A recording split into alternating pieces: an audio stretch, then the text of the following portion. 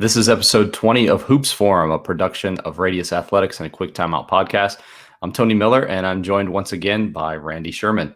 Big thanks to 323 Sports for sponsoring Hoops Forum. It's camp season, and there's a little bit of time left if you still need to get your t-shirt orders in. 323 Sports has a moisture management one-color print tee, only $6.99 a piece. To order those, either visit 323sports.com or you can contact the sales rep, sales@323sports.com. They'll be sure to do it right for your sports camp. This is the third episode of our series talking about the impact of cognitive biases on our coaching. If by chance you missed the first two discussions, you can go back and watch those on the Radius Athletic YouTube page, or you listen to them by simply searching a Quick Timeout podcast. Today, we're talking survivorship bias. We've kind of started each of these episodes by just simply defining what those are. So in simple layman's terms, Randy, what is survivorship bias? I'd say it's a phenomenon that where one focuses on the surviving example and makes decisions based on that surviving example. That's hence the name survivorship bias. It's probably at its root a misunderstanding of cause and effect that we display in some of our decision making. I would say that maybe two words, correlation and causation, that get confused in our head, that allow us to fall prey to survivorship bias. One thing I would add too would be that simply put, it's a shortcut. Like it's a way. It's a mental. A lot of these cognitive biases are their errors because they're shortcuts. They're ways to sort of like quickly justify or give rationale to a decision. Focusing on the surviving example. Hey, if it worked for that person or that coach or that team, then it must be a good idea, and that's why they're successful. And so that in a way that validates the decision in our minds. Would think that especially in this day and age with social media and us just sharing the best and not necessarily digging deep into things, potentially as a coach, you can see something, an example, a team, a play, whatever it is, and think, oh, that's successful. I'm going to use that up. And like you said, what was actually the cause for it? And that's what we'll dig a little bit deeper into today. Yeah. So before we get into that, talking about maybe examples of this in our coaching, why don't you try to give us maybe a sports example and then maybe a non-sports example that people could relate to? Oh, I think the classic example is like a lot of times what you see, and I've experienced it in helping coaches over the past several years, is whatever team wins the national championship, let's say, like or at maybe the high school level state championship, or let's just say since we're all watching college basketball, March Madness or something like that. Think of that bracket as like a filter, right? And then every team that kicks out loses, gets kicked out of the bracket. They're a non-survivor, right? And the champion is the surviving team, if you will. If that, let me use that language. So what we often see is the team that survives the bracket, aka wins the tournament. I'll inevitably, I'm sure you have too, get emails like, say, if it was North Carolina, hey, do you have anything on North Carolina's secondary break? Or if it's Virginia, hey, do you have anything on pack line defense? Or if it's Villanova, like everyone's running 4 out, 1 in offense, right? Like, so I think that's probably the most prevalent sports example. Another might be like how you see products or things marketed as to players as, hey, this is the workout used by Steph Curry or whoever. If it's baseball, this is Aaron Judge's hitting routine or something like that. Like where that's used as a marketing tool to market that product. and that leads to survivorship bias in that, okay, we fixate, we think this, the reason why they're good, the cause of that team being good, or the cause of that hitter in baseball being good, is that actual tactic or workout or whatever, when it's merely just one input into that success. This day and age, advertisers are great at getting us to buy into those things because, again, we're just being thrown these 30-second clips and it's being sponsored by our favorite player or our favorite coach or whatever. And so because they use it, we must be able to use it too. And it sounds so simple, but it creeps into a lot of coaches' philosophy. There's no real causation, like you said, for why they do what they do, other than I saw somebody successful doing this. Right. It's a way of getting third-party validation. So if I coach a team and I'm wondering if I've maybe I'm somewhat familiar or with a tactic, that say the offense that the national champion or the state champion in my state runs, and it's a way to me it's a shortcut in our heads of like, hey, if that worked, that's third-party validation. That guy did it, it worked, so it worked, right? Like, for in air quotes, so it's a good idea, ergo it's a good idea. So I think the fundamental mistake is a misinterpretation of cause and effect. You asked for a sports example. Maybe how about a real world example, like outside of the sports world, would be like when you hear sometimes, like, Mark Zuckerberg is a billionaire. He started Facebook, and he's a college dropout. Like so you see that's so see, like, college isn't what it's cracked up to be. Look at all these maybe entertainers, or someone who didn't even go to college, or someone who made it, they survived in our social definition of that, with and they did it in this route.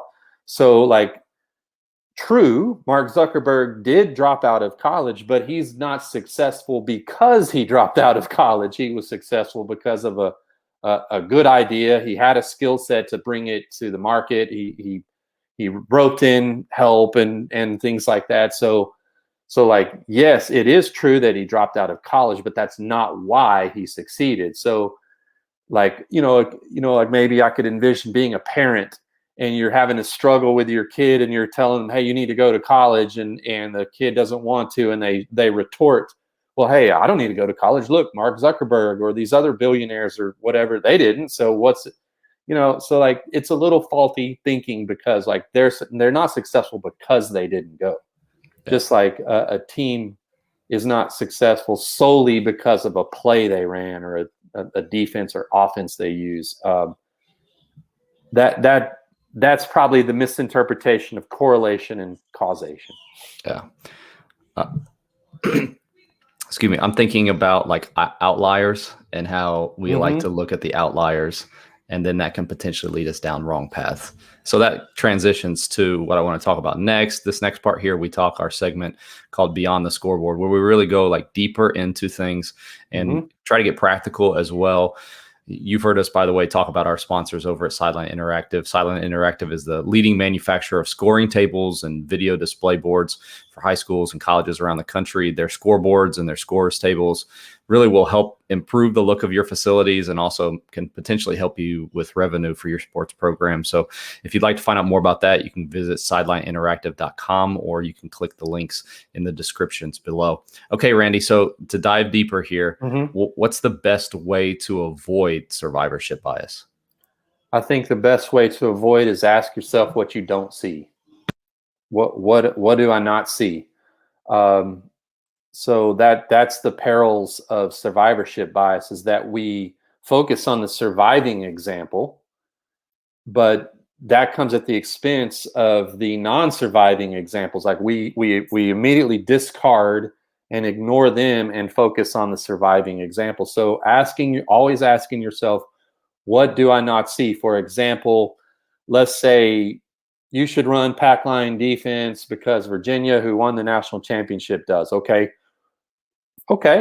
I'm with you so far. All right, I can get with that. But like now I've got to go. I can't be completely sold at that moment. I've got to go deeper. What don't I see? What other reasons did they go into them winning the national championship? Furthermore, are they the only team that ran this style of defense? For example, there are several other teams that ran that. They didn't win the championship. So I've got to look not only at the surviving example, but the non-surviving example. And I would say avoid it by having a better underpinning for your decision making. Like I'm not running it because the best team runs it. I'm running something or making a decision for my program because I want the outcome it leads to. So if someone says we run pack line, I'm just picking on this example, but like we run pack line defense because we want to stop all dribble penetration. Okay, that's a good reason. That's a sound reason. Not we're running it. Well, I don't know. We're running it because they do and they won the championship or something like that is a bad reason, or it's an incomplete reason. So asking yourself what you don't see, and then also like vetting your sources, like vetting that if it's data, like if okay, well this chart tells me this is the best decision, like really look deeper into the data and see if it's good data, good research. Poke holes in it and think of what that might have missed. So really, it's just about asking yourself, what do I not see, and what could I possibly be missing? Just think that this is so prevalent because of our Twitter age. You get in however few characters, somebody says something, you should do this because this person does this. I think that we're really into it this time of year. I've heard this in several different discussions regarding what's happening in the NBA playoffs. Mm-hmm. Well, Chris Paul shoots mid-range jump shots. We all should shoot mid-range jump shots. This team runs this style of offense. We should run this type of style of offense. Mm-hmm. And to your earlier point, you're talking about like the last 8 to 10 best teams in literally the world. Mm-hmm. Just because they're doing it doesn't necessarily mean that we should do it. But on the reverse side of that, that also doesn't mean that you just throw all of those things out, whether that is shooting a mid-range jump shot or running pack line defense or whatever.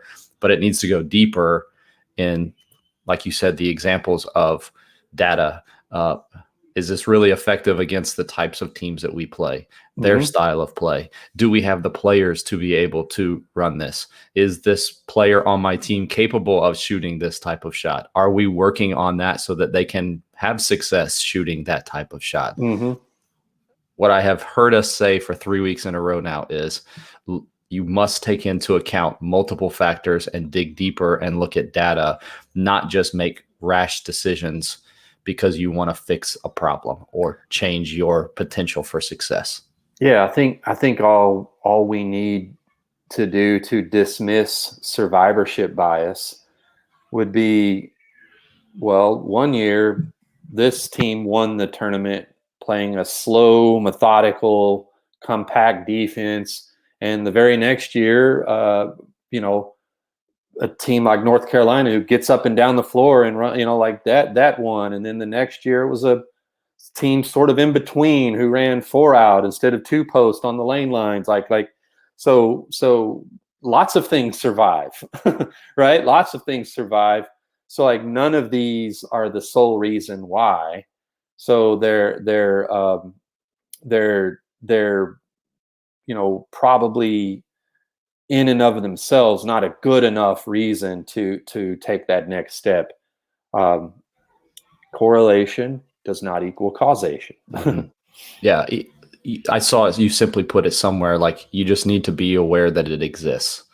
And during this type of year, when coaches are vetting their programs, don't make decisions just based off of what was the best thing that you saw this last year, whether it's a play or a team or a style of play. So any other last words? I don't think so. I would say that survivorship bias happens because we have a misunderstanding of correlation and causation, those two words. So that would be my parting shot, would be to really think about causation more than, say, a slight correlation. Like I want something A causes B rather than, something loosely correlated. Yeah. I keep putting you on the spot with this. So we're 3 in. Next one potentially that we should go to. What are you thinking potentially for next week? Let's do optimism bias. Okay. I don't think we've done that one yet. Nope, So I think that one would be a good thing to look at as something that coaches often fall prey to, and that can impact our decision making.